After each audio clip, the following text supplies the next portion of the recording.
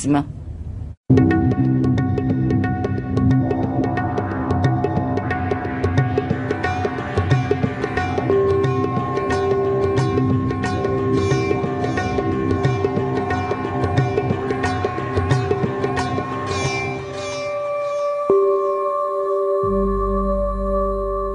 Bonjour à toutes, bonjour à tous. C'est avec un grand bonheur que nous vous retrouvons ce dimanche matin pour une nouvelle émission de Sagesse bouddhiste. Nous avons souhaité la consacrer cette semaine aux premiers pas à effectuer au début de la pratique. Une approche importante et pas toujours évidente qui déterminera notre façon d'avancer sur la voie et vers l'éveil et donc notre attitude dans notre vie de tous les jours, envers nous-mêmes mais aussi envers les autres. Alors, quelles sont les qualités à développer lors de cette première phase de la pratique bouddhiste? Quels peuvent être les obstacles et comment les contourner?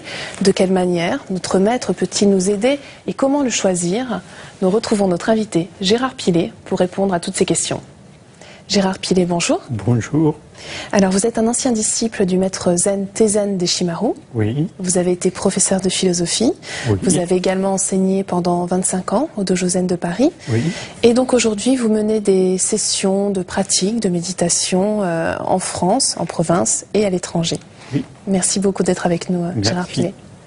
Alors, pour commencer cette émission, est-ce que vous pouvez nous dire quel lien existe entre la pratique et la foi dans le bouddhisme zen?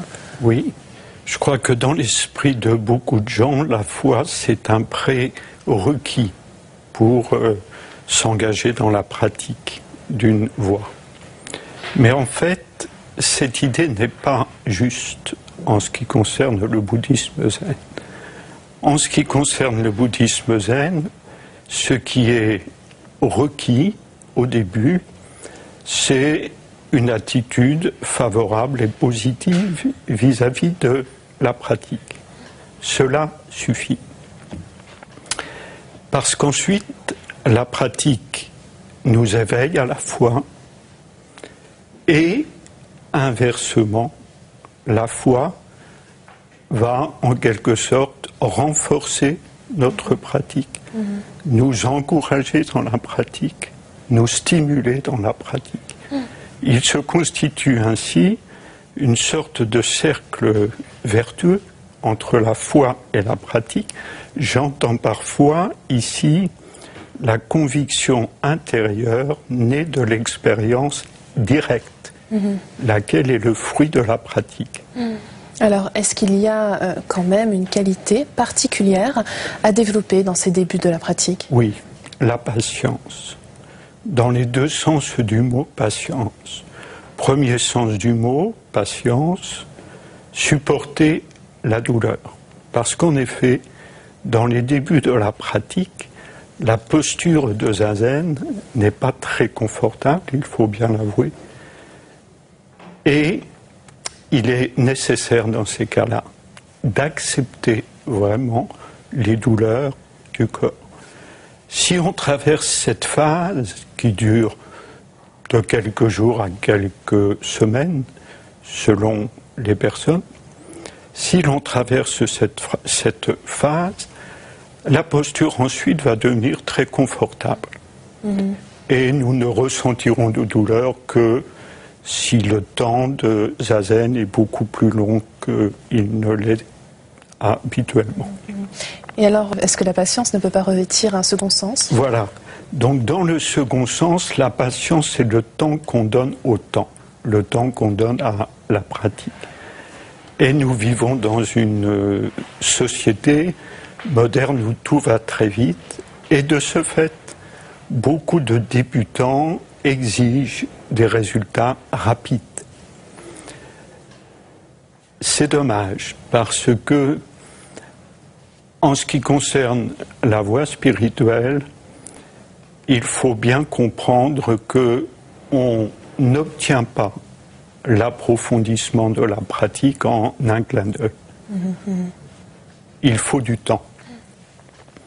Mon maître Deshimaru, disait, en parlant de la pratique, lorsque les gouttes d'eau tombent au même endroit, elles finissent par faire un trou. Ce trou, c'est le symbole de l'approfondissement de la pratique. Mais pour ça, la patience est nécessaire. Alors on dit aussi que la lecture peut se révéler importante au début de la pratique, mais dans quelle mesure plus précisément, Voilà. Gérard Pilet? C'est exact. Dans quelle mesure, c'est la question juste. Parce que lire beaucoup, ingurgiter énormément de livres, n'est pas la bonne solution. C'est pas la bonne solution parce que le mental des gens est souvent très agité, saturé, et lire des livres ne fait que renforcer la saturation en question. Lire un grand nombre de livres, en tout cas. Il y a dans le Zen cette histoire très évocatrice, cette histoire d'un maître qui se trouve face à son disciple, et le maître prend la carafe d'eau qui se trouvait là, puis son verre, il verse de l'eau dans le verre. Le verre se remplit, se remplit, se remplit, le verre est plein, le maître continue de verser de l'eau, l'eau se répand sur la table et le disciple de lui dire « Mais qu'est-ce que vous faites, maître? Il y a de l'eau partout. » Et le maître, reposant la carafe, lui dit « Bien, tu vois, ton esprit, il est ainsi, semblable à ce verre. Il est déjà rempli, je n'ai plus de place pour y mettre quoi que ce soit. » En revanche, on ne peut pas dire qu'il ne faille lire aucun livre. Mais il est nécessaire d'établir une sorte de corrélation, d'interrelation entre la lecture et la pratique. Gérard Pilet, les obstacles sont réputés nombreux dans ces débuts de la pratique. Quels sont les principaux et comment les contourner? Oui, le premier obstacle, c'est celui dont on parlait tout à l'heure, c'est-à-dire la difficulté de la posture au départ pour le corps. Le second obstacle, c'est celui de l'impatience. Le troisième obstacle, c'est l'attachement à un certain type précis de résultats. Par exemple, vous arrivez dans la pratique avec cette idée que vous êtes très émotif et que la pratique, au bout d'un mois ou deux, va vous rendre très serein et va vous donner une équanimité en toutes circonstances. Ce type d'attachement est préjudiciable à la pratique parce que, comme je le disais au départ, il faut laisser du temps au temps.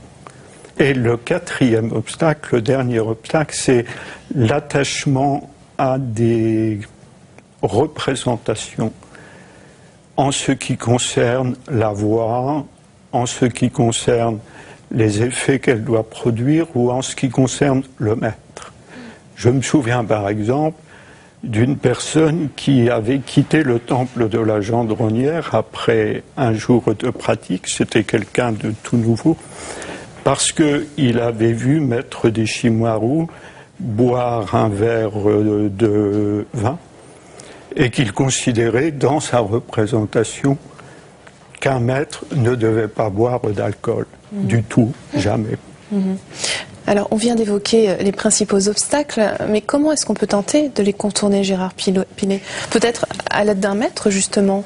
Oui, c'est en effet la présence d'un maître sur la voie est indispensable.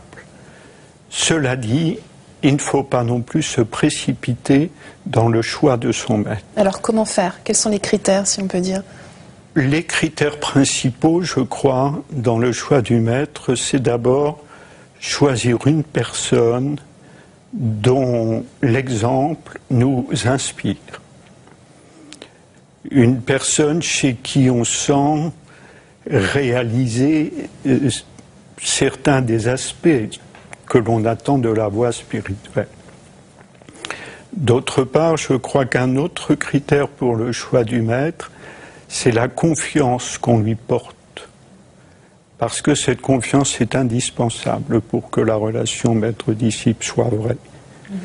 Et le troisième point, c'est le troisième critère qui me paraît important dans le choix du maître, c'est de choisir un maître qui nous stimule dans notre pratique et qui développe en nous une certaine envie de pratiquer. Alors un autre aspect primordial dans ces débuts de la pratique, c'est les liens à établir de façon quasi permanente entre la vie quotidienne et justement notre pratique. Vous pouvez nous en parler ?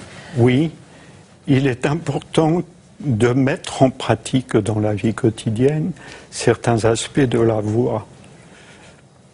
Par exemple, la voie requiert un mental qui soit bien stable et on peut s'entraîner dans la vie quotidienne à la stabilité du mental. De quelle façon? En étant présent à ce que l'on fait dans la vie quotidienne, présent à ce que l'on fait dans son travail, présent à ce que l'on fait chez soi dans les tâches courantes, les tâches domestiques. Ça, c'est le premier aspect. Mais pour autant, ça n'est pas suffisant.